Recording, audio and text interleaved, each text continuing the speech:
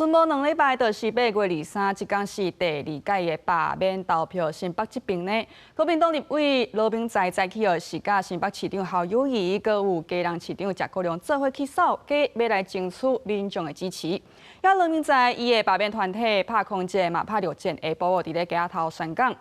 南投镇呢，国民党立委陈玉珍是陪游客去拜票，也游客伊的罢免团体是甲民进党的立委，针对这个游客提案，中国配偶提台湾的身份证6档的年限改做4档，落去开记者会来批评。到街站握手请托，吹波同意罢免票。国民党立委罗文才伫新北市长侯友宜、嘉南市长陈国良陪伴之下，到新店建国市场扫街。大家都知道这一站。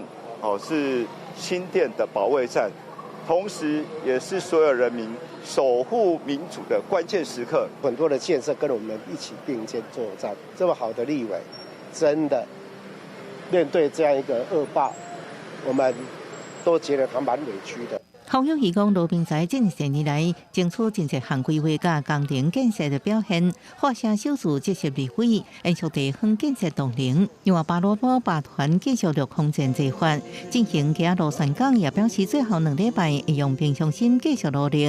国民党越是这样子动员，就是其实越凸显了这个是一个公民团体对抗一个党国机器的一个明显的对比啦。在南投，国民党立委陈玉珍陪立委游客扫街拜票，呼吁选民投不同意罢免票。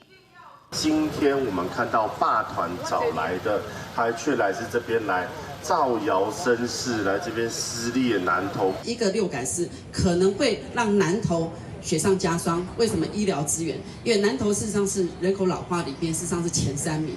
罢免游客团体是甲真侪民进党立委甲议员开记者会，批评游客提案中会6解释，呼吁民众同意罢免。第2波总共7个罢免案投票会伫8月23，同一日也有潇洒中去公投。记者综合报道。